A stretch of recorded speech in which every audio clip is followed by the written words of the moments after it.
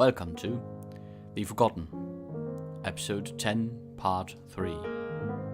Victory at last?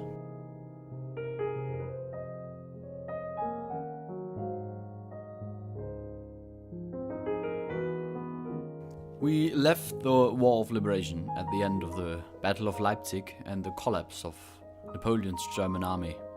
Over 100,000 men were killed or wounded in those 3 days of autumn, and Napoleon had no operational forces left. Nonetheless, this rather ragtag bunch around some still intact formations, mainly the Imperial Guard, managed to overwhelm an Austro-Bavarian force on the 30th of October at Hanau. This victory, not too far away from Frankfurt on Main, allowed the French forces to reach their own territory again, moving behind the Rhine and the Main as effective military frontiers. There, Napoleon tried to reorganize for an effective defense of the French homeland. On the 31st of October, Gneisenau refers to the letter that he wrote to Hardenberg about leaving the military on the 7th. I do not believe to have written my letter to your excellency in a bad mood, as you have assumed. When I talked about leaving the army after surviving the war, it was from the consideration that I did not want to be near the king, who, for some reason, has found no liking of my character. He continues rambling about how old the current Postmaster General was and how many applicants for his job would pop up if it was found to be vacant, and he repeated his plea to Hardenberg to put in a word for him if possible. As an effective reason of the crushing defeat and the retreat to France, Napoleon's continental reign collapsed.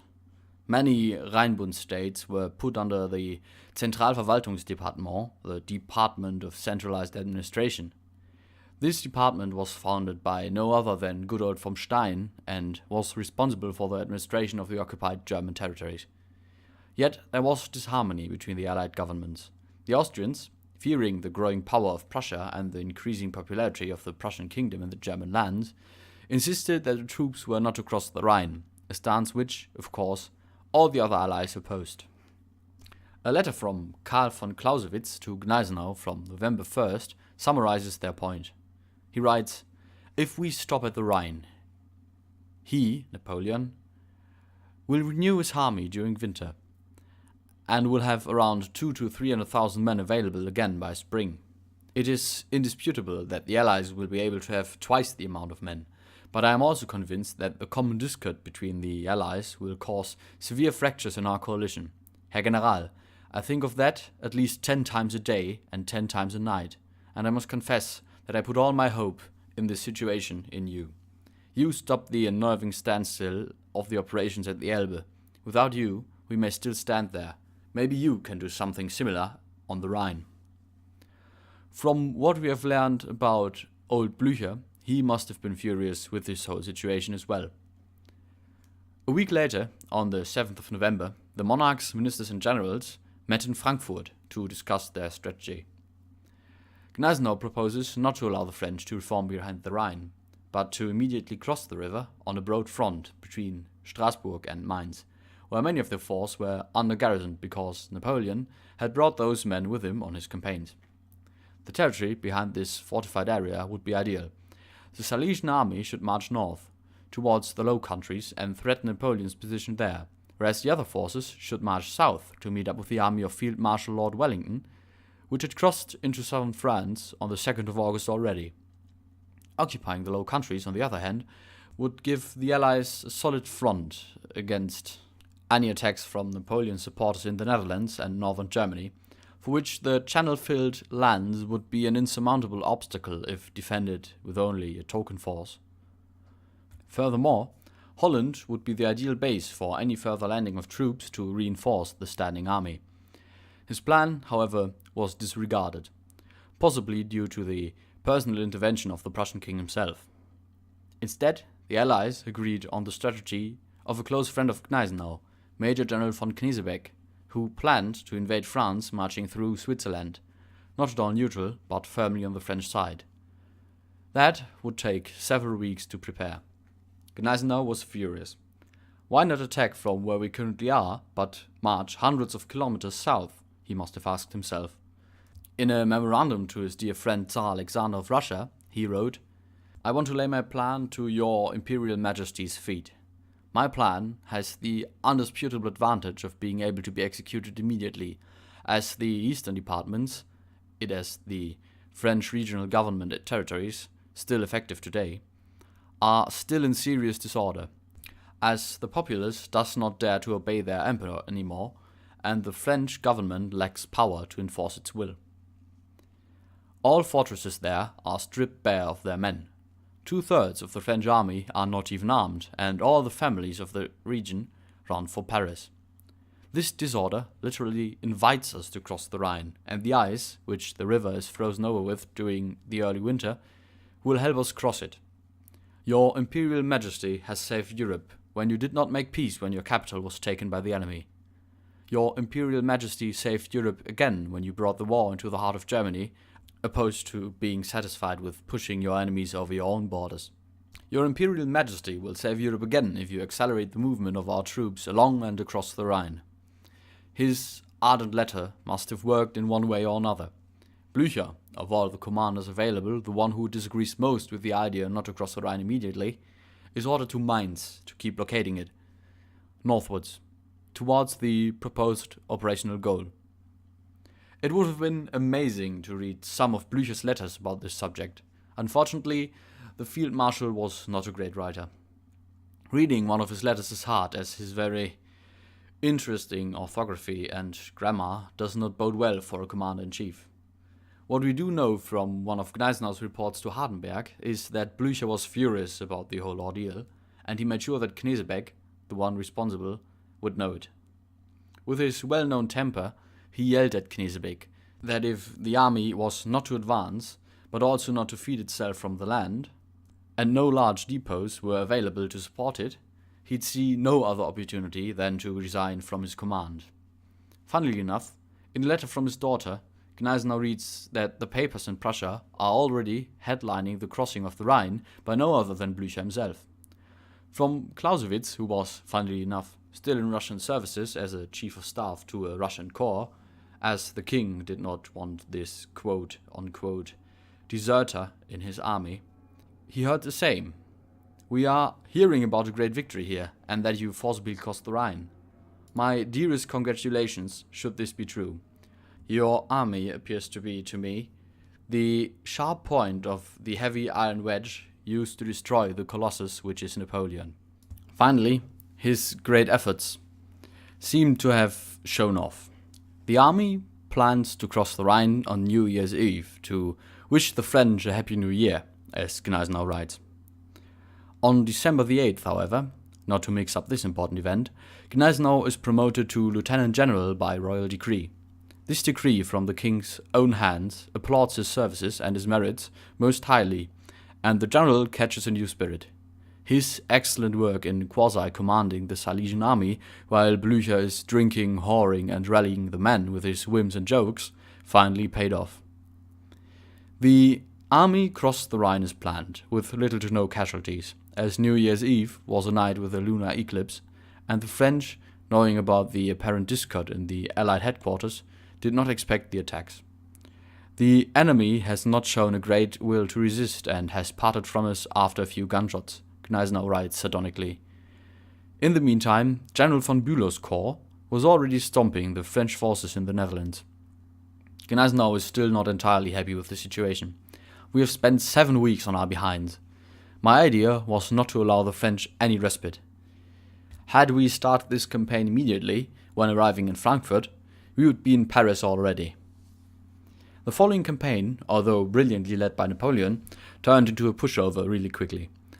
A disgruntled Schwarzenberg wrote to his wife that Blücher and, even more, Gneisenau, the old one, only lending his name here, drive into Paris with a childish wrath, kicking all the rules of war into the dust.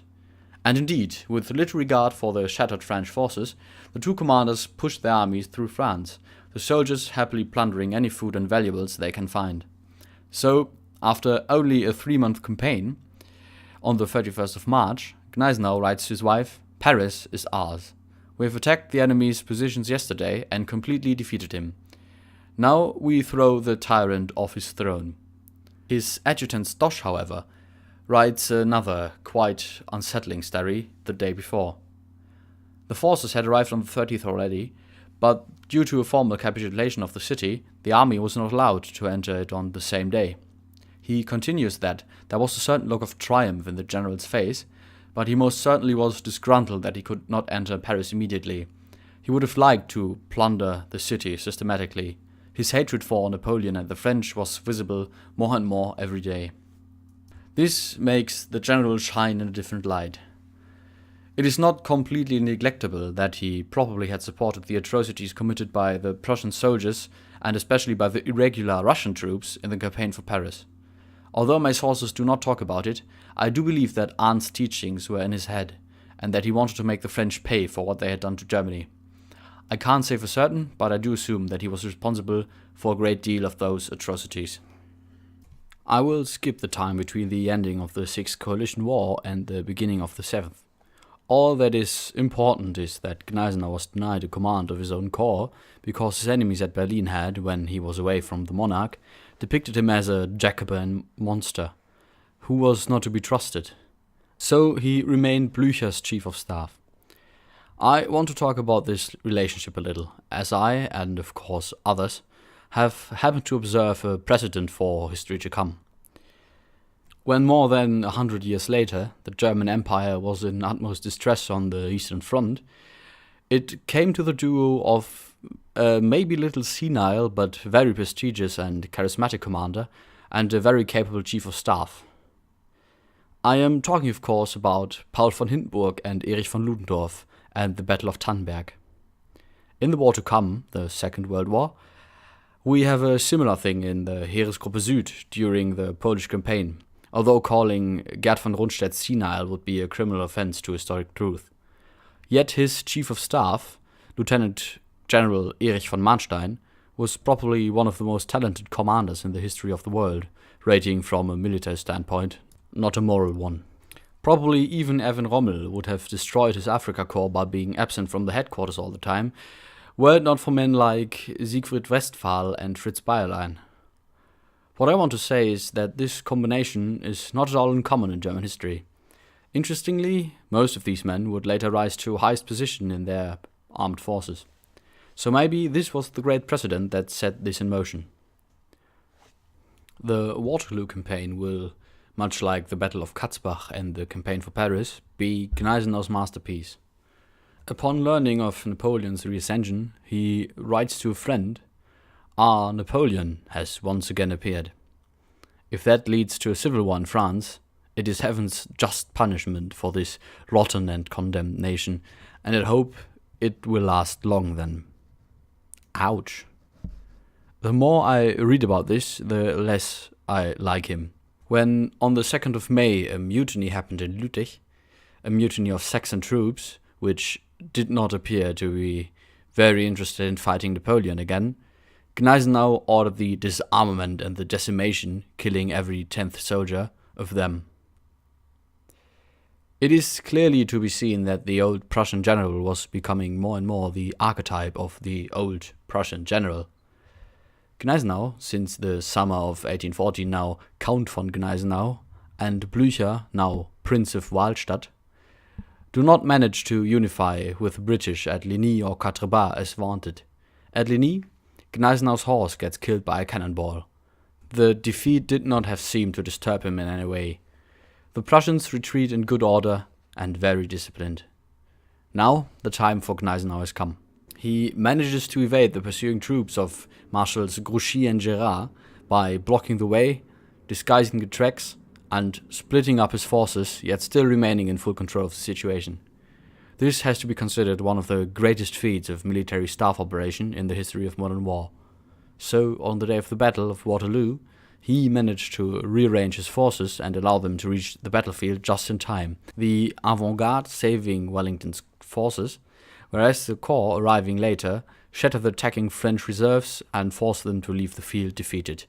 The French army shows signs of severe dissolution and breaks apart. Using this triumph, Gneisenau personally pursues the enemy with the cavalry detachments and, another dark chapter in his history, takes absolutely no prisoners. His victory, though, is perfect. I will release a detailed episode on the Waterloo campaign between this and the next series about Kennedy Sr. The last episode of Gneisenau has to be postponed due to my little unofficial birthday party on Saturday. It will air next Monday.